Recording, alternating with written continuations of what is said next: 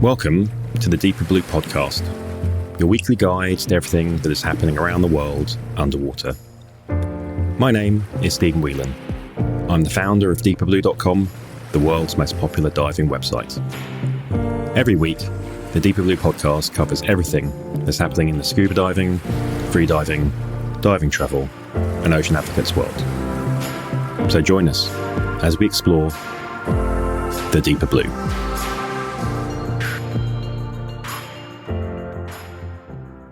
Hi everyone, welcome to episode 14 of the Deeper Blue podcast.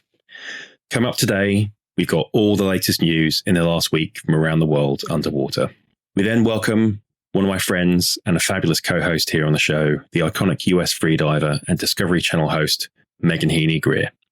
Megan debuts this week as the co-host with an interview with Bobbie Scholley, a retired captain in the US Navy, where she served for 24 years and specialized in special operations and surface warfare, as well as deep sea salvage. She takes us on a journey as she tells us about her career, as well as helping salvage one of the most iconic and historically significant shipwrecks in the US naval history, the USS Monitor. We then hear from Alex Rose, science editor and photographer at the incredible Ocean Geographic magazine. She helps us understand the best way to start capturing epic underwater shots. And believe me, it has nothing to do with the equipment. And then finally, we hear from Polly Woolfenden on her best dive ever. So let's catch up with this week's underwater happenings. Normally, by this time of the year, the team at Deeper Blue would have the great pleasure of attending and reporting on a good number of world-class freediving competitions. I certainly would have been glued to the computer screen a few times by now, watching freedivers across the world plummet to incredible depths and breaking national and world records. With COVID-19 having caused all major competitions to be cancelled over the summer, it's really great to start hearing that the competitive side of freediving is getting back into the water. So with that, I'm excited to report that two recent competitions, albeit smaller than we would have expected, have seen some world records tumble. First up was Russian powerhouse Alexei Molchanov, who dived to 111 meters using bifins for a constant weight bifins record on September the 12th in the waters of Krk in Croatia for the Adriatic Freediving Trophy. Interestingly, this competition was organised under the supervision of judges from both major freediving federations, that is AIDA and CMAS. This means that the records can count towards each federation's rankings and record books. This was quickly followed up by the CMAS Freediving European Cup in Kalamata in Greece, and there were 4 records toppled here, all CMAS. So Slovenian freediver Alenka Artnik set a 94-metre world record in that constant weight bifins category. In addition, French freediver Arnaud Gerard increased the records that Alexei had set just a few days prior by diving to 112 metres, that's 1 metre deeper, in the constant weight bifins discipline. And also, there were 2 Masters category world records set. This is a relatively new category that was introduced last year to recognise records completed by divers who are over 50. In this case, it was French freediver Marc Lenoir who set a 57-metre free immersion Masters world record, and French freediver Xavier Deroux set a 60-metre constant weight bifins Masters world record. So huge congratulations to all the record holders and all the athletes going in the water to compete. And I know there are some more competitions coming up during the rest of this year. So best of luck to all those athletes. So we've just had the first anniversary of the tragedy aboard the MV Conception. For those who don't remember, the MV Conception was a dive boat that caught fire and sank overnight on the 2nd of September 2019. The disaster claimed the lives of 33 guests and crew in what was the worst California maritime disaster since the sinking of the Brother Jonathan in 1865, and the deadliest in the United States overall since the USS Iowa turret explosion in 1989. A memorial stone was placed on the site to honour those 34 victims of the disaster that was just off the Santa Cruz Island in California. The effort was a collaboration between a host of agencies and parties, the Divers Alert Network and Paddy Source Memorial Stone and Plaque, a number of agencies from the Los Angeles Port Police Department to NOAA's Channel Islands National Marine Sanctuary all play crucial roles in recovering the stone and plaque to its place. This included meeting all the correct regulatory and legal requirements. The plaque itself was inscribed with all the names of the victims of the disaster. A quick bit of product news coming from our friends over at Fourth Element. This week, they've introduced a new natural rubber wetsuit that we've been seeing at various trade shows since we first saw it at the DEMA show last year. It's called Surface, and it's a 3mm wetsuit designed for recreational diving, freediving, and snorkeling use, as well as water sports such as stand-up paddleboarding, surfing, and open water swimming. It's a very sleek and cool-looking wetsuit, and it's got this really interesting mini chest zipper that apparently eliminates the need for a full back zipper, and in this case helps with mobility while in the wetsuit and minimizing the possibility of water flushing that comes through the zip itself. Personally, I'm a self-convict addict when it comes to Fourth Element products. Jim and Strikey, who are the owners of Fourth Element, I know very, very well, dear friends of mine. And I'm just waiting this week for my custom Argonaut stealth dry suits to be delivered, which I am stupidly excited about. So we've got one of these suits heading out to Chris, our freediving staff writer, and she's going to be reviewing it. So look out for the review in the next few weeks. But in the meantime, check out fourthelement.com for more information about the Surface. Now, talking about DEMA, they've just announced that registrations and sales are now open for the online show being held instead of the in-person event this year. DEMA being that big global trade show that happens pretty much every November in the United States. DEMA Show Online kicked off on the 15th September and offers a host of different activities, including live learning streams, as well as several on-demand opportunities. Also, several exhibitors will be offering online education opportunities, and this all culminates in a 4-day virtual trade show taking place on November the 17th to 20th, which will be looking to replace all networking and in-person discussions normally held at the main show, this time without having to wear out many pairs of shoes from all the miles of walking that attendees normally do. Enslaved is a 6-part docuseries starring actor and activist Samuel L. Jackson that sheds new light on 400 years of human trafficking from Africa to the New World, and it has just premiered this week in the US. Based on DNA testing identified from his ancestral tribe, the series traces Jackson's personal journey from the US to the Gabon for his induction into the Benga tribe, with rare unprecedented access to secret ceremonies and local customs. The diving portion uses new diving technology such as advanced 3D mapping and ground-penetrating radar to locate and examine sunken slave ships on 3 continents. The series itself reveals an entirely new perspective on the history of the transatlantic slave trade. The series also tracks the efforts of Diving with a Purpose, a collaborating organisation with the National Association of Black Scuba Divers, as they search for and locate 6 slave ships that sank, drowning the enslaved humans on board. Featuring the most dives ever on sunken slave ships, Enslaved also chronicles the first positive identification of a freedom ship, an American schooner that ferried African-American runaways to Canada. Each episode follows 3 separate storylines: the quest for a sunken slave ship, a personal journey by Jackson, and a historic investigation led by investigative journalists Simba Jabokovic and Awufa Hirsch. So check out DeeperBlue.com. We have an exclusive set of interviews with the dive team coming up. And next week, we have on the podcast an interview with Kinga Phillips, who is part of the dive team as well. Bit of Deeper Blue news right now. Back in May, you may remember we launched a new online clothing store featuring 10 unique diving designs across a selection of men's, women's, and kids' t-shirts, hoodies, sweatshirts, those sorts of things. The range itself is totally sustainable, being printed on order onto 100% organic cotton clothing that's all made in a factory that runs on 100% renewable energy. We launched the range to give our readers, and now you, our listeners, a way of helping to keep the site running during the difficult time of COVID-19 for both us and the diving industry.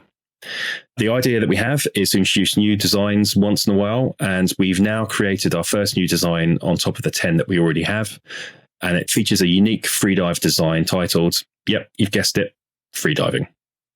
Available right now if you head over to DeeperBlue.com/clothing, and every order that you place supports everything we do, including daily news and articles on the website, all the social media stuff we do, the forums, and of course, this podcast. Finally, before we get back into our interview this week with Captain Bobbie Scholley, who is one of the original inductees in the 2001 Women's Divers Hall of Fame, we actually have some news about that organisation. They've announced that they're accepting applications for the 2021 roster of scholarships and training grants. The grants and scholarships cover a diverse area of research, and while some are only open to women, a good number are open to men as well. They cover marine conservation, exploration, and research areas, with each one offering anything from $500 to $5,000 in value to the recipient. So if you're looking for support to further your diving career, it is well worth you taking a look at what the scholarship offers. It is at wdhof.org. And if you keep listening to this episode, you get to listen to Captain Bobbie Scholley, and you'll get some inspiration from her as well. So that's it for this week. Remember, catch up with all the latest news, articles, features, and so on from around the world underwater by heading to DeeperBlue.com, or keep an eye on our social media. And finally, please subscribe, like, and comment wherever you hear your podcasts, and tell your friends about us. All these things really do make a huge difference. You are listening to the world's only weekly podcast for scuba diving, free diving, dive travel, and ocean advocacy. I am Ken Stewart of Diving with a Purpose, and this is the Deeper Blue Podcast.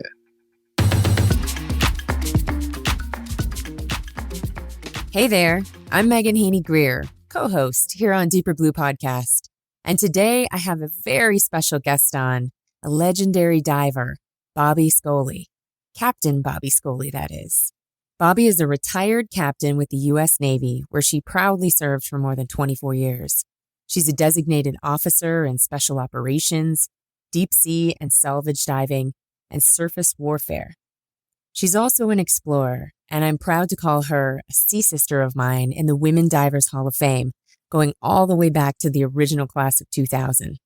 No surprise, this legendary diver has some incredible stories and experiences under her dive belt, including running recovery and salvage dives all over the world, sometimes on shipwrecks hundreds of feet below the ocean's surface. Today, I caught up with Bobbie at her place in Annapolis, Maryland, where she lives just a mile or so outside the gates of the United States Naval Academy. And I'm really excited because Bobbie has promised to take us on an underwater journey. Now, granted, it's an audio journey, but as a dry dock freediver in Colorado at the moment, that sounds pretty good to me. And on this dive, she's bringing us back to the era of the Civil War and sharing her epic experience diving on one of the most iconic and historically significant shipwrecks in maritime warfare and U.S. history, the USS Monitor. Hello, Bobbie. How are you doing today? I'm doing great. Great to be with you, Megan. First, can you just tell me a bit about your dive career? How did you find diving and get into it? Was it with the Navy or prior to that? Actually, I had never dove a day in my life before I joined the Navy. I grew up in Illinois in the Midwest, away from the oceans. After I graduated from college with a degree in biology, looking at what I wanted to do with my life, I stumbled upon a Navy recruiter and decided, maybe I wouldn't mind joining the Navy for 4 years. And I went through officer candidate school and had an opportunity to go to a ship. And remember, this is back in the early 1980s when women were just being allowed to go aboard ships for the first time. And my first ship was a submarine repair ship. And that was my first exposure to Navy divers. My job was the electrical officer on the ship, but I would watch these Navy divers working on the repairs under the water on the submarines, and I was fascinated by what they were doing. And I looked into it, and sure enough, women officers could be diving officers. And that's what prompted me to look into that career path. And I was one of the early women to go through Navy dive school and started my career as a Navy diving officer back in 1983. So this whole idea of join for 4 years and then flash forward 24 years later, and you had served all of that time. So you must have just kind of fallen in love with diving. What is it that you love about diving? What do you connect with the most? Well, I really did intend on only doing 4 years in the Navy, but once I started getting into my roles as a Navy diving officer, I realized that I loved the challenges, the rewards, the camaraderie. And I loved being under the water, of course, and doing the work that we did. And plus, I was serving my country. So it was a little bit of everything. I'd love to hear about one particular dive that was your most important or special dive that really stands out to you, that played a role in your dive career in some way. Can you take us underwater with you on this dive? Okay. As you can imagine, this is a nearly impossible question for a career diver like Bobbie to answer. I mean, it is no easy task when you have a very deep pool of riveting dives to pick from.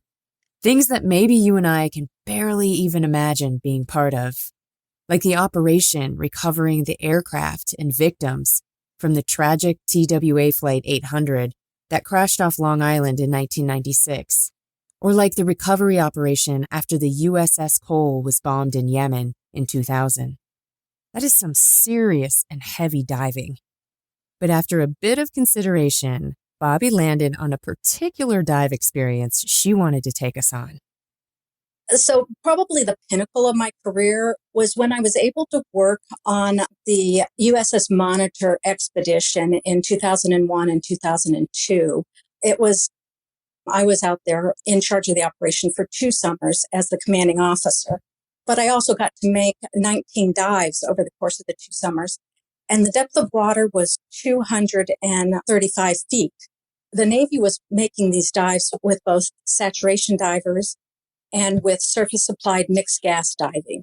We were using the big, heavy surface-applied helmets and dive rigs. So it's this large yellow helmet, like this big motorcycle helmet almost, that you put on your head and then connect with a neck dam. And because of the depth of water, it gets pretty cold down there at 235 feet. So we use a hot water suit, which is like a really thick wetsuit that then we have a hose coming from the surface with hot water running through it. So it's kind of like you're diving with your own personal jacuzzi, that keeps you warm at those depths. Wow, that actually sounds pretty luxurious to have the hot water. Now, you're tethered to the surface. You're down 230 some feet, tethered with 2 hoses, essentially, one with the hot water and one with your air supply. Does that pose any problems for you? I mean, that seems a little nerve-wracking to me, being a free diver and free of all of this stuff. So like, how does that work? It is. And actually, we call that our umbilical. And there's more than just the 2 hoses. We also then have a communication line. And then we also keep a light on our helmet. And then we have a camera on our helmet. And then we don't wear fins, of course, when we dive down to the bottom. We wear boots, like fireman boots, that are weighted also. So this whole rig is about 200 pounds.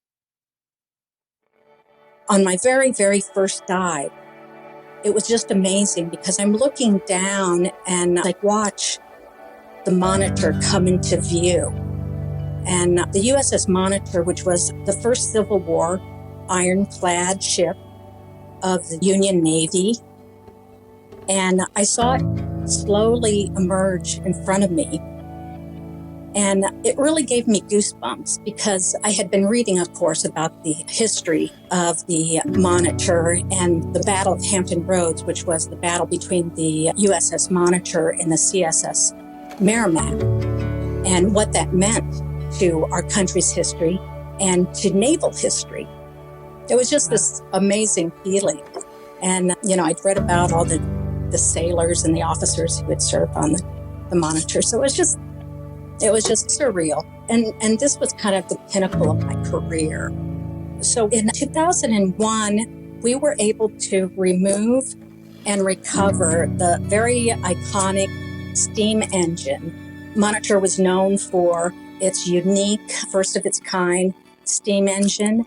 And then in 2002, we were able to remove the revolving gun turret, which took quite a bit because the Monitor had actually flipped over and was upside down when it settled on the bottom of the ocean. So in both cases, we had to cut both of those large items free of the ship.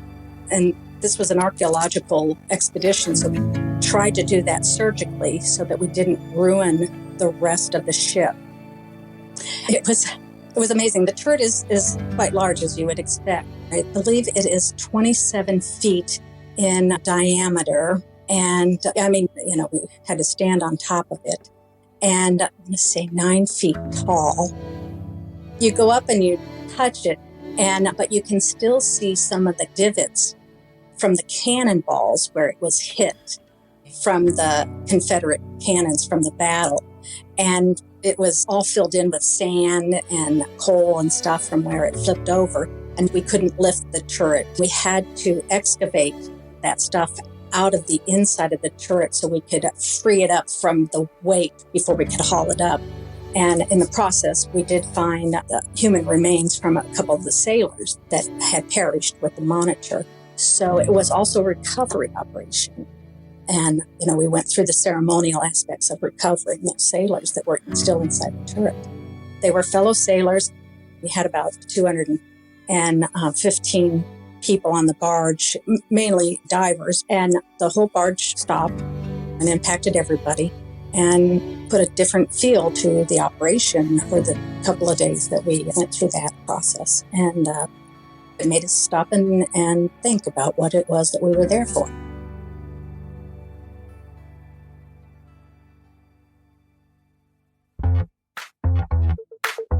Oh yeah, I actually forgot. Okay, let's see. Hi, this is Aaron Arngrimsson, a complete wreck junkie, and you're listening to the Deeper Blue podcast.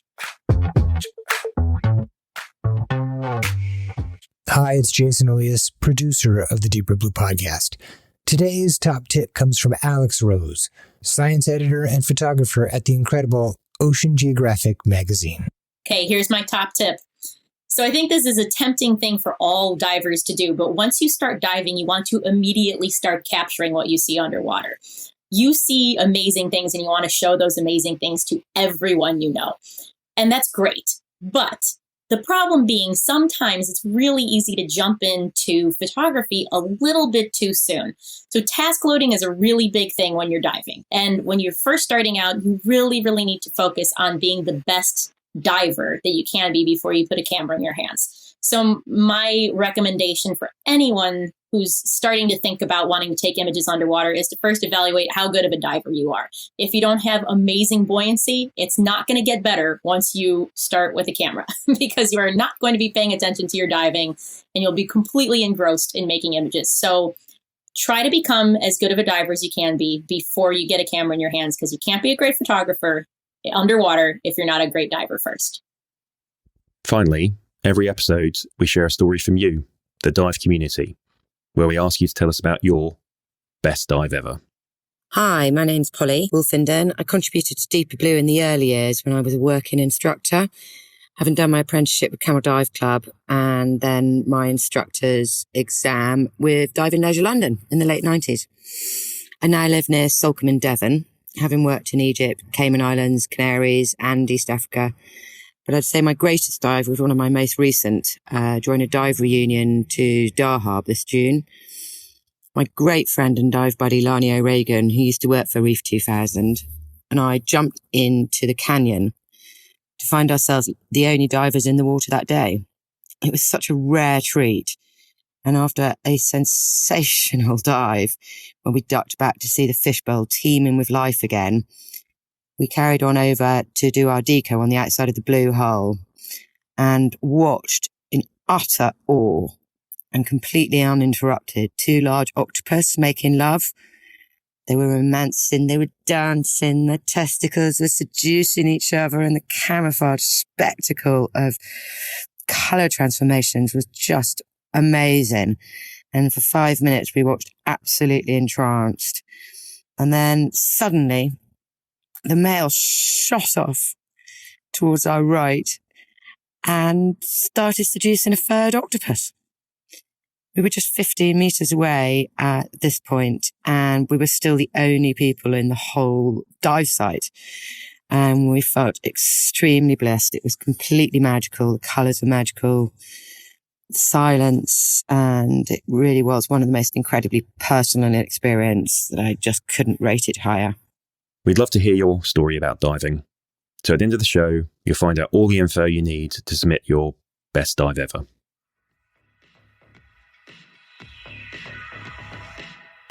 Thanks for listening to the Deeper Blue podcast. Find out more on all the stories you've heard this week, plus connect to the world's largest online dive community at DeeperBlue.com. And if you like what you've heard, please subscribe, like, and comment wherever you hear your podcasts. These comments and subscribes really make a difference. Before we go, I want to give a big shout out to Jason Elias, our producer. In case you didn't know, he has an amazing podcast about people who have a deep connection to our world's oceans. Connections strong enough that they've dedicated some part of their lives to being in or working on behalf of the water.